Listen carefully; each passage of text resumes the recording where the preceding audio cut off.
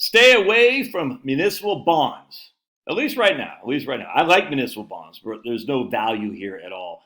And I'm going to share with you why. So I just got off the horn with my man Dougie B. Fresh. And he's a single guy. And he's a 24% tax bracket, soon to be 28% tax bracket once the Trump tax bill goes away.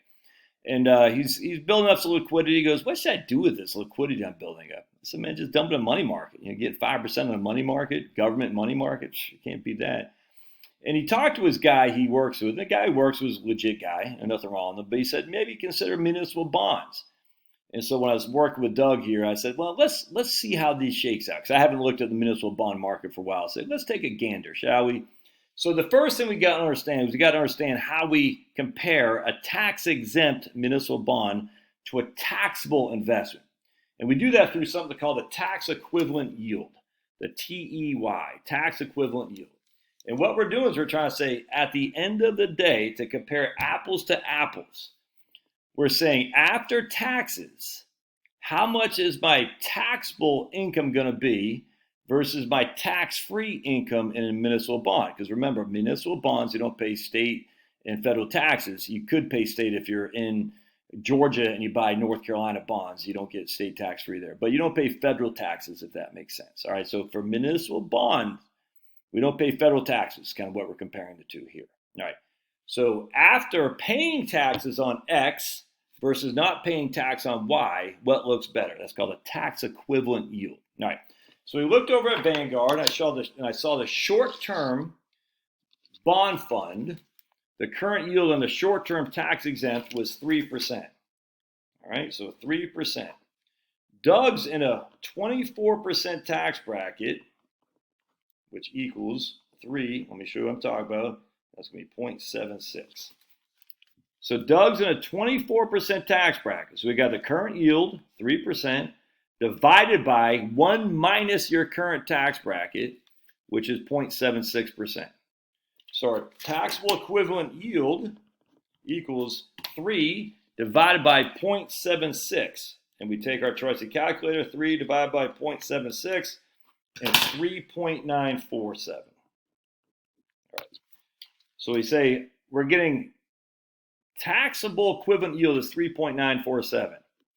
In a taxable money market, I'm getting 5.2 or whatever it is, 5.21. So I'm getting that's basically over 25% more income net of taxes in the money market than I'm getting in a short-term tax-exempt bond fund.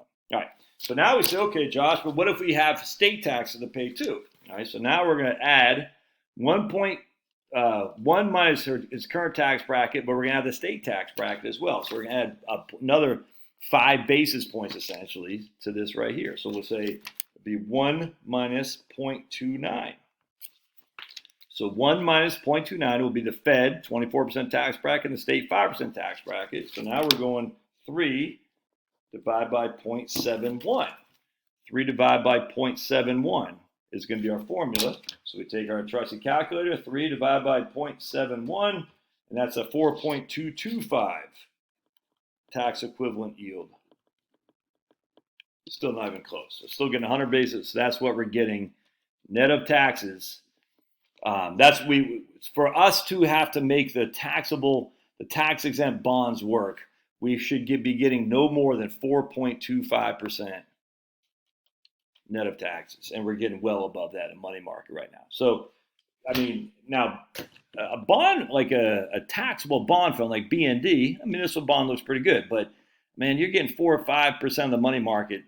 No, absolutely. If you're getting liquidity, if we're trying to build liquidity, absolutely don't go to a municipal bond fund. It doesn't make sense. So let's take a look at the Vanguard longer term ones. And this, again, now we're comparing long-term tax exempts versus money market, which is short-term money. That's apples to oranges comparison. But let's take a gander. All right, so here we got 3.68, the Vanguard long-term money market account. So we already know what the formula is, 3.68 divided by 0.71.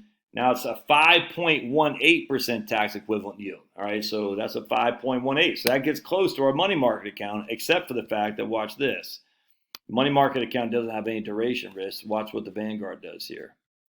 Let me show you. If we go down, we're going to look at risks here. Hold on just a second. Hang with me, my friends. Patience is a virtue. Duration risk right there. 7 years. All right, so for every 1% increase in interest rates, this fund drops by 7%. All right, so there's a downside risk in the long-term bonds for sure. How many bonds? They got 3,300 bonds. This is good fun, don't get me wrong, but there's much, much more risk than in the money market. That's just a fact. I don't know what it did last year, but let's see if we got our performance in here. Historical prices. We can go back to, let's go back to 3 years. So give us historical, yeah, look at that. So we're at 1214, 1235. It dropped all the way down to 1004. So it fell 25% or so. With the money market didn't fall at all. All right. So anyway, the point being is, yeah, there's absolutely no reason to be in municipal bonds right now.